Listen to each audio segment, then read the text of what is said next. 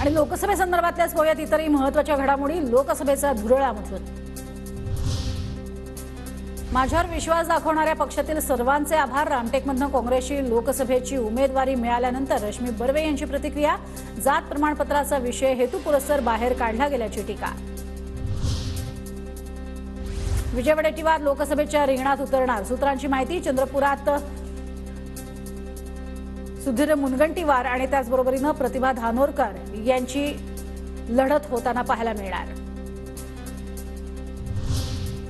चंद्रपूरमधून प्रतिभा धानोरकर यांना काँग्रेसकडून उमेदवारी जाहीर। दिवंगत खासदार बाळू धानोरकर यांच्या प्रतिभा धानोरकर पत्नी चंद्रपूरमध्ये भाजपच्या सुधीर मुनगंटीवार आणि प्रतिभा धानोरकरांमध्ये लढत होणार।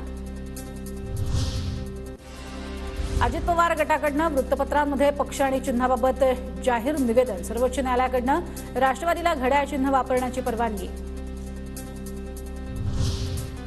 अजित पवार गटाने दिलेली जाहिरात न्यायालयाच्या आदेशानुसार नाही। जितेंद्र आव्हाडांचं ट्विट, हा सर्वोच्च न्यायालयाच्या आदेशाचा अवमान असल्याची टीका।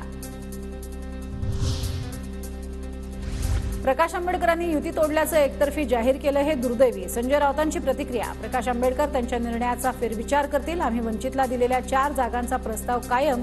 राऊतांची माहिती। आम्हाला देण्यात येणाऱ्या 4 जागांवर ठाकरे गटानं लढावं। प्रकाश आंबेडकरांची प्रतिक्रिया। 26 तारखेला भूमिका जाहीर करू असं विधान।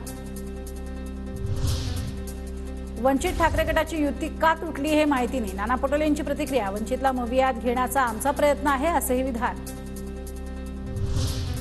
तर शकुनी मामाची चाल यशस्वी ठरली। वंचित ठाकरे गटाची आघाडी होऊ नये म्हणून राऊतांनीच अडथळे आणले। नितेश राणेंचा आरोप, जिंकणार नाही अशाच जागांचा वंचितला प्रस्ताव दिला असाही टोला।